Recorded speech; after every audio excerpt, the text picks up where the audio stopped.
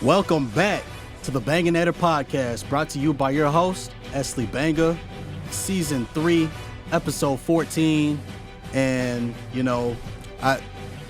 see me repping, I'm always going to rep to the day I die, but here's Ohio State, Yes, Buckeyes, beat us. Yes, you're here. I wanted to say OH, oh no, but no, they can't do it. It's, Can't do it this time. OHIO, you know how we do. Mm-hmm. So it's devastating, bro. That broke me, but I know. We talking Texas versus Ohio State, college football semifinals, Texas versus Ohio State, a little bit of Notre Dame versus Penn State, and the preview of the national championship, the Natty, which y'all will be in. Yes, sir. Yes, sir. We are gonna get in a little bit about the coaching carousel a little bit, Cowboys news. But other than that, yeah, let's get it. So with me today, obviously Ohio State. Yes, sir. Buckeye. Mike Carter. Yes, sir. Expert Yes, sir. videographer, expert photographer, Absolutely. and just creator in general.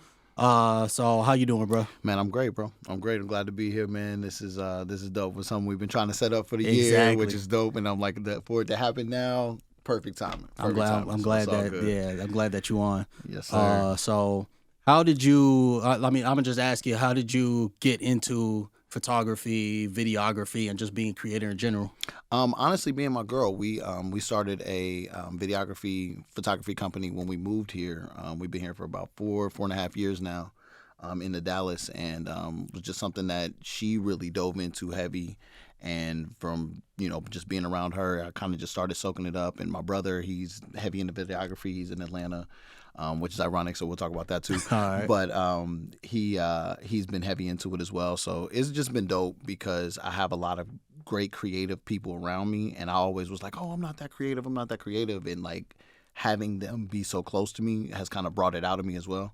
So it's been dope, man. A lot of like BTS work, behind the scenes things. Have helped creative direct some shoots and model scouting, location scouting, all types of stuff, man. So it's just been dope. I really enjoyed it, and really it was them that got me into it. So which is awesome because you told me that you've shot, done a shoot with Satu Sabali. Yeah. Obviously player for the Dallas Wings. Absolutely. So that's freaking badass. Yeah, man. It was dope when we so my girl, she actually was able to set it up where she did pretty much, she creative directed the entire thing. So it was a great experience.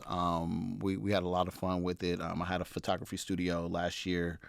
We shot everything out of there. So it was just dope, man. It was dope, and she's really cool. So that's awesome. awesome. Man. Yeah. That's awesome. Absolutely. Yeah. So and we met at Globe Life Field. Yep. We were both Yep. working for the Texas Rangers during MLB All-Star Week in the summer. So that was awesome to work with each other. That was an awesome experience. It was just that whole so dope, week. man. That was so dope. So being dope. around the players, just being on that field, the dugout. Oh, come on. And all those events we got to attend for free. So Absolutely. Yeah. Absolutely. It was great. It was great, man. So we had a good time. So let's get into it. Yeah. Texas loses to Ohio State 28-14. It was a closer game than the final score indicated. True. Obviously, a tight game the whole way. It was hard for both teams to score at most of the game. Yeah. For the Texas Longhorns on offense, Quinn Ewers threw for 283 yards, 2 touchdowns, and an interception. That interception was meaningless at the end. Quintravian Wisner, whose dad I met at Texas Live. I saw that. That was dope. He's a cool guy. Quintravian Wisner had 46 rushing yards, and he was the top rusher for Texas, which tells you how tough that defense was. Jaden Blue, the other running back, had 59 receiving yards and 2 receiving touchdowns, and he, a running back, had the most output as a receiver. So, better than Matthew Golden, better than Isaiah Bond. So, yeah, it was a tough defense. Yeah. On defense, all that we did was, David Gabenda had an interception, but the Texas defense held up pretty good in the first half. But that screen before halftime was what killed the Texas momentum. Because it was tied, 14-14, something like that? 7-7. Yep, 7-7. They had just scored. Yep. Just scored. And then, so it's like we would score, and then y'all would do something else. Yep. So overall, what were your thoughts about that game as an Ohio State fan? I mean, honestly, for me, it was. I thought that our defense played perfectly. We looked great, and it did become like a defensive battle. That first drive that we had, I was like, oh, we're about to blow them out. I'm like, this is about to be over with. I'm like, we marched right down the field. Everything was good. What was killing us was these doggone penalties, man. Yeah. Like, we had so many penalties that just affected it. Wasn't even just the drive itself, it was the momentum. Like, we kept shooting ourselves in the foot. We had 9 penalties, I want to say. I can't remember even for how many yards, but it was just in the moments that we were getting these penalties. It's just like, guys, come on. Like, you're killing our momentum. So that was a big thing. But that screen, like you said, at the end of the half, that got us all the way together. Because even after they scored, I'm like, okay, well, they've made it a game now. We see the defense, can be scored on at this point. And it was really because the offense put them in a bad position. Like, you know what I mean? I think that was right after the interception, right? Yeah. That they scored. Yeah. So it was like the offense, we put them in a bad position, and the defense in a bad position, and they've held up so well in all of these playoff games. I'm thinking, they'll probably maybe get 3 out of it. And that was a great play call. Out the backfield. So I was, I'm like, okay, well, let's turn it up. Yeah. And even if you remember on the broadcast, they were like, he has the ability to take it all the way home. Yup. And he was like, wait, he might do it right now. And that's exactly what happened. So Exactly. yeah, man. It was crazy. I was like, on my last episode, I already picked Ohio State to win. Yeah. I was like, we got to play damn near mistake-free football, Literally. and we still had a chance doing that. Whenever y'all had that screen for a touchdown at the end of the first half, I was like, yo, I mean, we right there. It's a game now. But I'm like, now y'all got the momentum. It was the momentum. So it's and we like, got the ball after the half, which we got it after half. Yep. Yeah. So that just got us right back into it. Yep. So, and even then, we still had a chance at the end, tie it 21-21. They decided to pitch it to the left, and that wasn't the right play call to me. I get that, like, maybe okay, you wouldn't. It might get stopped again if you do another HB dive. What I would have done, and I mean, I know it's easy for me, a fan, to talk. What I would have done though is you focus on 2 routes. So out of the shotgun, running back to your left. Tight end to your left, tight end, quick out, and then running back Texas route to the same side. Yeah. That outside linebacker is going to have to choose between one of them two. Exactly. One of them should be open. So that's what I would have done.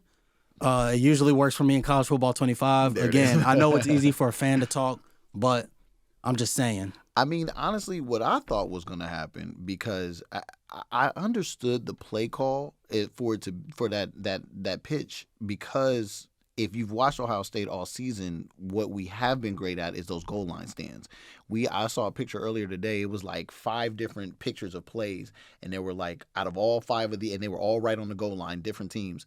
And they were like, out of all of these plays, there were 7 points scored. And I'm like, but that showed what type of defense that we've been playing. Probably had it been another dive and they had gotten stopped there, I think Arch would have came in on that 3rd down play. That strip fumble on Quinn Ewers. Apparently, they were teammates. No, they were roommates. Roommates. Back whenever Quinn Ewers was at Ohio State. Yeah. Which is crazy. And I'm like, he was actually, that's the same guy. He got that interception for Michigan at the Michigan game right at the goal line. So it's like, he's been playing lights out all season.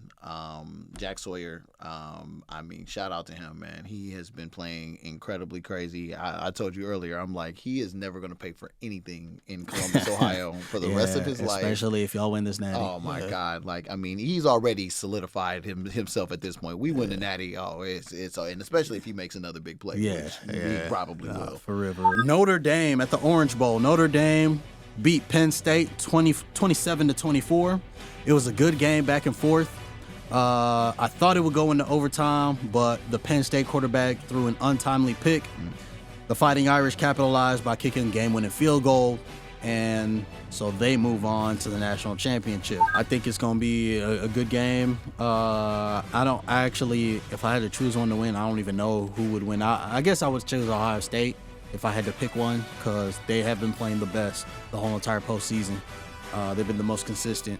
With that being said, I'm rooting for Notre Dame. You got and, to. and they're easy to root for too. Yeah. I love Marcus Freeman. Absolutely. First African American head coach, but he cool though. Like he cool. He connect with his guys. Smooth. What a story it would be for Notre Dame to win it too.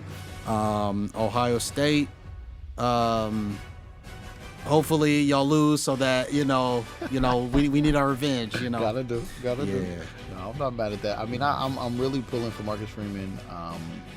Outside of this game, obviously, but I'm really rooting for him because I think he could be one of the next great head coaches that kind of makes the circuit around. And he's like you said, the players relate to him. Great guy. I mean, I heard somebody say one time they were like, the fact that he could find somebody to get him an edge up like that in South Bend, he's the man off the top just because of that. And I think it was Penn State's head coach. Yeah, probably. I mean, so I'm pulling for him. I'm pulling for him. I'm really rooting for him. Just not January 20th. I hate that we got to do this to you. I hate we got to do you. this to you, but we got to go get the ship. That's just what we got to do. We switching over to the NFL. Obviously, it came out this week that Coach Mike McCarthy parted ways with the Dallas Cowboys. Do you think it was a good move by the Cowboys or a bad move? Jerry. I just have gotten to the point where I understand that Jerry is gonna do what Jerry Jones wants to do.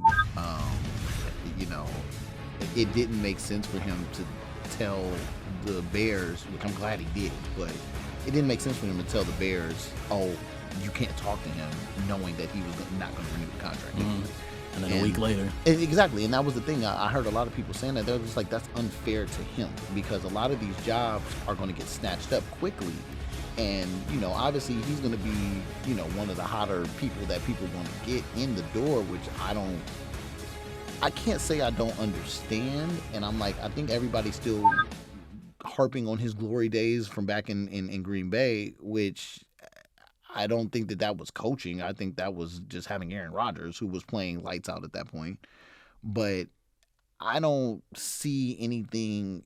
I actually do think it had to do with, because I mean, don't get me wrong, they had a lot of great weapons too. Those receivers that they had, good defense, but Aaron Rodgers was young, and he had to learn under some system. So Coach McCarthy's system works, and all his players go to bat for him. So I mean, and that's the thing. I think that I don't think that it was a locker room problem in Dallas this year. Obviously, injuries decimated them early, but the problem that I have with the Dallas Cowboys every single year is that every single year they are good enough to win a Super Bowl. They bring in the right players. They bring in, they've got the top. I mean, Michael Parsons still, to me, is top defensive player in the league probably at this point. But he's been on such a bad team that he can't even really show it. You know what I mean? Nobody's scared of anybody else on that defense. And as much as I love Zeke, because I'm a Buckeye, obviously,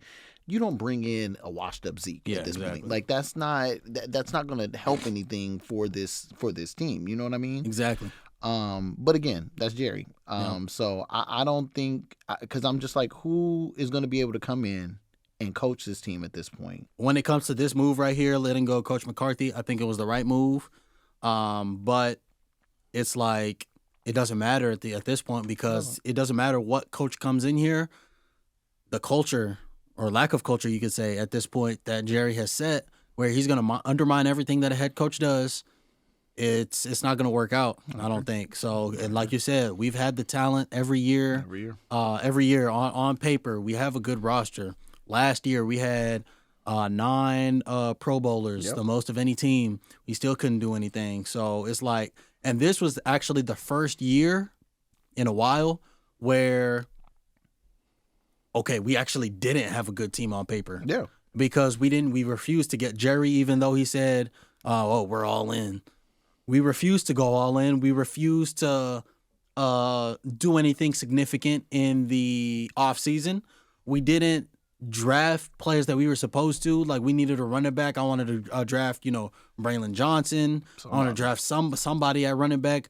We didn't even draft a running back at all, knowing that, we were just going to rely on Rico Dowdle and Wash Zeke and Deuce Vaughn, short ass who don't even play. Rumors came out the last 48 hours that Deion Sanders and the Cowboys were talking.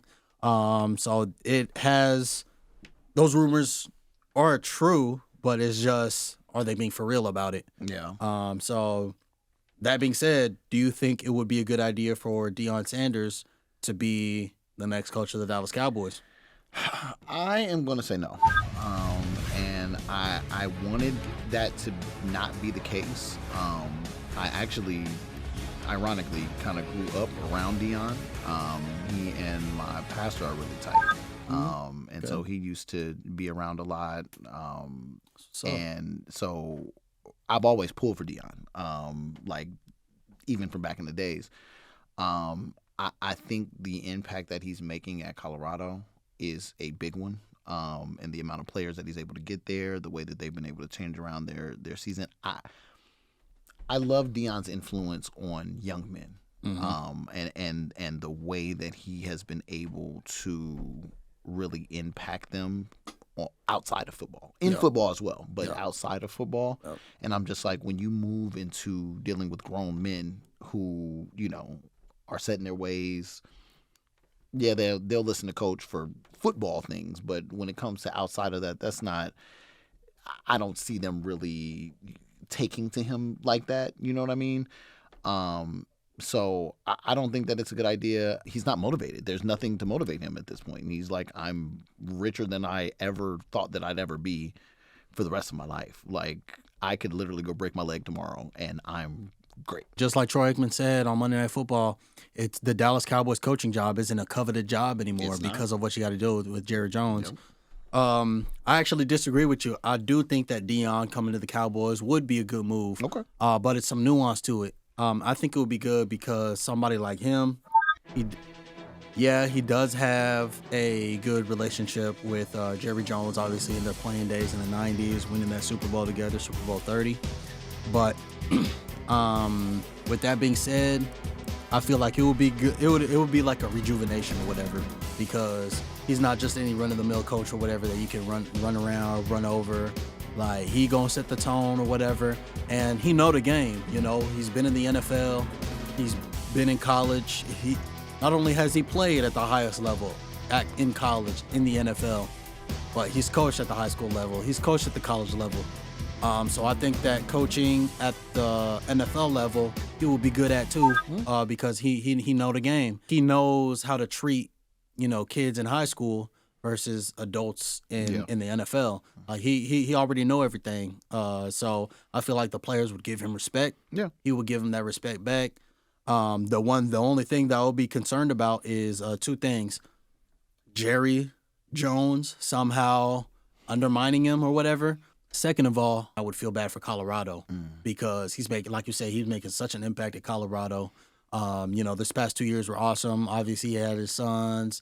I think his one son's still staying behind, right? No, they're both out. They're both out? Okay, yeah, all right. Yeah. So, and then he had Travis Hunter. But it'll be, I would hate for him to go back on his word, saying like, oh, yeah, I'm happy at Colorado. Right. Boulder, Colorado is where I want to stay. And incoming freshmen and all these people in the transfer portal who expect Deion Sanders to be there. Yeah, I wouldn't want him to leave. Like, I don't, because a lot of people were like, oh, he's only doing this because of his sons or whatever. Watch whenever Shadur and Travis leave, he's gonna dip out on them too. And I would hope that he proves them wrong and stays. But yeah, it would be a tough one, and they did get some great recruits into Colorado because of him. It would be just like the Jackson State thing. Like, once he left there, everybody hated him for a while, and then they realized what he did for the program, and then they love him again. Yeah. So I think if Deion was going to leave at this point, only place I could really, really, truly see him going would be FSU. And I've said that for years. I think that's the pinnacle for him. I don't think this Cowboys job is a pinnacle for him because it's not, like you said, it's not a desirable job anymore. Yeah. Like, everybody's like, well, once Jerry's gone, maybe. But it's like, this is like playing for the Knicks or something. Like, you know what I mean? Like there's so much, like the franchises historically. Exactly. Like all that, but right now, that's not what you know what I mean? And a lot of it has to do with the ownership.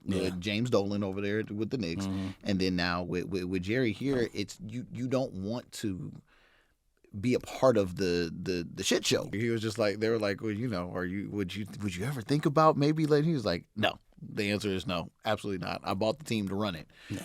Okay, Jerry. All right, then. We see how this is going. Yeah. We see where this is gonna go. Yeah. So you know, who knows, man. That's all I got for today. Thank you for coming on. Please follow and subscribe on YouTube. Follow the Banganator podcast on Instagram and BanganatorPod_4 on the Twitter X.